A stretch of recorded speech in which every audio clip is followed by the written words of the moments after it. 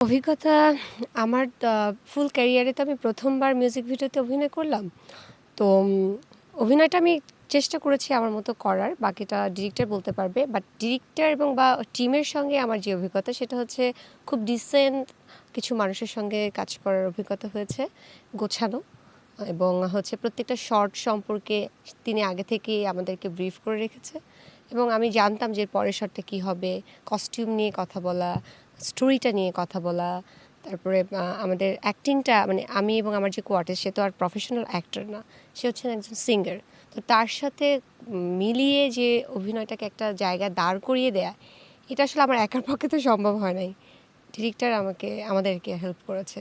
So এটা যে আমি অন্যদেরকে ছোট করার জন্য বলছি না। মানে অন্য ক্ষেত্রে যেটা হয় আমাদের উপরে চাপিয়ে দেয়। একটা স্ক্রিপ্ট দেওয়া হয়, অ্যাক্টিংটা করো। আমরা অ্যাক্টিংটা করি আমাদের মতো করে দেন চলে আসি। বাট ওটা নিয়ে এত ডিটেইলে আসলে যাওয়া হয় না। দর্শকদের উপরে ছেড়ে দিই। এখানে যেটা হয়েছে ডিরেক্টর নিজে সেটে বসে অ্যাক্টিংটা করে আমাকে বলছে, "এই তুমি সামনে দাঁড়াও তো, দেখো।" তো সে দেখা গেছে যে আমাদের যে ডান্স কোরিওগ্রাফার তার সাথে সে অ্যাক্টিং করে আমাকে দেখাচ্ছে এইভাবে অ্যাক্টিংটা করতে হবে। যেহেতু এটা মিউজিক ভিডিও, আমি আগেই বলেছি যে মিউজিক ভিডিওর কোনো অভিজ্ঞতা আমার আগে নেই। সেই কারণে সে অ্যাক্টিংটা কেমন হতে হবে ওটা সে নিজে করে দেখিয়েছে, যেটা আমার জন্য অবশ্যই হেল্পফুল ছিল। গানটা হচ্ছে খুব জাঁকজমক টাইপের গান তা আমি বলবো না। এটা ধরেন আমি একটা লং ড্রাইভে যাচ্ছি বা আমি বারান্দায় বৃষ্টি দেখছি বা আমি পুরনো কিছু স্মৃতি মনে করছি, নিরিবিলি আছি, এরকম একটা তখন যদি আমি কোনো গান শুনতে চাই আমার প্লেলিস্টে, তো আমি মনে করি যে এই গানটা সেই গান। গানটার হচ্ছে কথা, সুর এবং গেয়েছেন সুলতান সত্তার নিজেই। আর এটার মিউজিক ডিরেকশন দিয়েছেন রূপন চৌধুরী। আর এই পুরো ব্যাপারটা যে ঘটিয়েছেন তিনি হচ্ছেন রেজওয়ান সাজ্জাদ, তিনি হচ্ছেন এটার ডিরেক্টর। গানটা দর্শক মানে যদি বলি যে কেন দেখবে? আপনার অভিজ্ঞতা থেকে কি? গানটা কেন দেখবে? ২ টা কারণে দেখবে। একটা হচ্ছে গানটা স্মুথ একটা গান। সবসময় তো আমাদের জাঁকজমক গান ভালো লাগে না। একটা স্মুথ গান এবং আমার করা ১ম একটা শ্রেষ্ঠ গ্ল্যামার চরিত্র আমি এখানে প্লে করেছি। এবং এটা শুধুমাত্র যে একটা গান তা না। এটা হচ্ছে একটা মিউজিক্যাল ফিল্ম টাইপের একটা সং। স্টোরি। একটা স্টোরি রাইট। সো এটা শুধু যে শুনবে তা না, এটা দেখবেও মানুষ। কারণ এখানে আ স্টোরি ছিল, অভিনয় ছিল, শুধু শোনার কিছু নাই। মানে শুধুই যে শুনবে তা না, এটা দেখবেও মানুষ। তবে আমি যেই গানটাতে কাজ করেছি, ব্যবধানের কথা যদি আমি বলতে চাই, ব্যবধানটা দেখবে হচ্ছে অবশ্যই এটার যে লিরিকগুলো, গানের সুর এবং কথা এবং এটাতে যে আমি অভিনয় করেছি, স্টোরিটা যে কেমন, এটা একেবারে ডিফারেন্ট একটা স্টোরি। আমি মনে করছি যে গানটা দর্শকদের হৃদয় ছুঁয়ে যাবে। কারণ আমরা সবাই মিলে এতটা হার্ড ওয়ার্ক করেছি এই গানটার জন্য এবং আমরা সবাই টিম ওয়ার্ক করে এই গানটাকে আমরা স্বতঃস্ফূর্তভাবে বানিয়েছি। এবং আমি মনে করি যে এই গানটা দেখার পরে দর্শকরা নিরাশ হবে না, এটা আমি 100% গ্যারান্টি দিচ্ছি। এটা আমার ১ম মিউজিক ভিডিও। সো আমি আশা করব আমার দর্শক যারা আছেন তারা গানটি দেখবেন। আগামী ২৫ তারিখে গানটা রিলিজ হতে যাচ্ছে।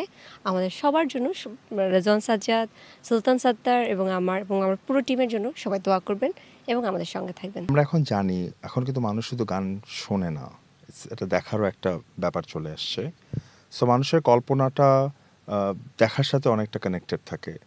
তো এই গানটা বেসিক্যালি একটা ক্লাসিক্যাল ইন্ডিয়ান সেমি ক্লাসিক্যাল ঘরানার একটা গান।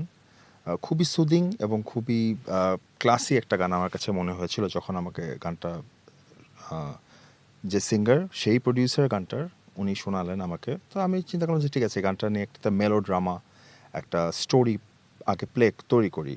তো এই গল্পটা ছিল হচ্ছে মানে গানের প্রথম কথাটা হচ্ছে যে দুটো চরিত্র, দুটো মানুষ যারা দুজন দুজনকে অনেক ভালোবাসে, কিন্তু তাদের আসলে ডিস্টেন্সই তাদের ভালোবাসাটার মধ্যে একটা বিশাল বড় বাধা তৈরি করে।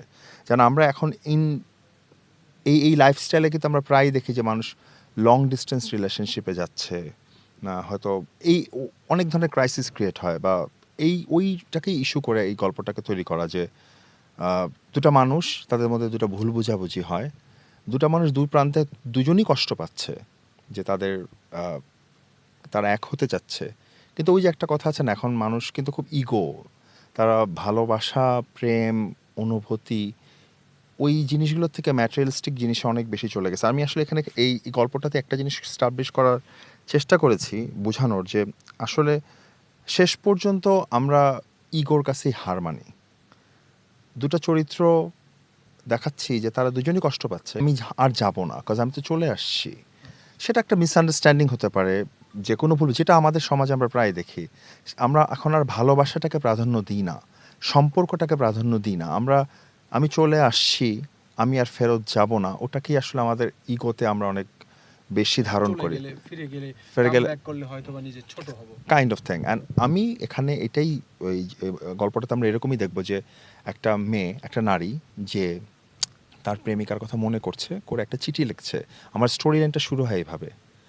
অ্যাজ ওয়েল অ্যাজ তার প্রেমিকাও কিন্তু তার কথা ভাবছে একই রকমভাবেই। দুটা মানুষ দুটা প্রান্তে আছে, কেউ কিন্তু জানে না, দুজনের একজনও কিন্তু তারা জানে না যে দুজনেই যে দুজনের কথা মনে করছে, এটা আসলে তারা জানেন না। এন্ড অফ দ্য ডে ওই যে চিঠিটা লিখছিল, চিঠিটা কিন্তু মেয়েটা আর পোস্ট করে নাই, চিঠিটা শেষ ছিঁড়ে ফেলে। আমার ফিল্মের এন্ড, চিঠিটা শেষ ছিঁড়ে ফেলছে, কজ ভালোবাসে, সেখানে কোনো কমতি নেই, দুজনের মধ্যে কারোই কমতি নেই, কিন্তু তারা আসলে ব্যাক করলো না। সো দ্যাটস মাই স্টোরি, এটাই আমার ফিল্মের স্টোরি। দর্শকের পার্সপেক্টিভ থেকে যদি আমি ভাবি, আমি সেটা বলতে পারবো না, তবে আমার অনেক আশা, আমি আশা ব্যক্ত করি এটা দর্শকদের পছন্দ হবে। কারণ আমি এখানে এমন কোনো গল্প বলি নাই যেটা ঘটে না বা ঘটছে না। আমি একদম সত্যি কথা বলি, একদম নর্মাল আমাদের আশেপাশে আমি যা দেখছি সেটাকে নিয়ে গল্পটা লেখা। আর ফিমেল যে চরিত্রটা আছে সেটার ব্যাপারে আমি বলতে চাই, নীলা ইসরাফিল কাজ করেছেন অসম্ভব ভালো, তার পারফরমেন্স ছিল, নাটকও করেছেন অনেক, অসম্ভব ভালো অভিনেত্রী। মিউজিক ভিডিও তার জীবনে এটা প্রথম, বাট আউটস্ট্যান্ডিং, মানে খুবই ভালো কাজ, পারফরমেন্স ছিল তার। আমি তো আশাবাদী যে তাকে এরপর থেকে হয়তো বা প্রচুর মিউজিক ভিডিওতে দেখবো আমরা। এখন যদি আমাকে কোয়েশ্চেন করা হয় আপনার কাছে কেন মনে হচ্ছে এটা পছন্দ করবে, বিকজ আমি এই মিউজিক্যাল ফিল্মে এমন কোনো কিছু বলি নাই যেটা মানে অতি প্রাকৃতিক কোনো কিছু না, খুবই সহজ একটা ব্যাপার যেটা আমরা আমাদের চারপাশে দেখছি। দুটো প্রেম, দুটো যুগল, তারা দুজনকে ভালোবাসে, তাদের মধ্যে একটা ভুল বোঝাবুঝি হয়েছে, কিন্তু তারা ওটাকে মিউচুয়ালি এটাকে সলভ করছে না। তো এরকম আমরা আমাদের আশেপাশে প্রতিনিয়ত এখন দেখছি যে ভালোবাসা ইগোর কাছে হেরে যায়। এটা আসলে দ্যাটস দ্য থিং, এটাই আমার স্টোরি লাইন। প্রথমত ব্যবধান গানটি লিখেছেন এবং সুর করেছেন সুলতান সত্তার, উনি নিজেই গানটি গাইছেন। গানটি সঙ্গীত আয়োজনে ছিলেন রূপন চৌধুরী, খুব ভালো উনি কাজ করেছেন। আর গানটির musical film, story and direction আমি দিয়েছি। Well, as far as I believe যে গানটা মানুষ পছন্দ করবে আর কি।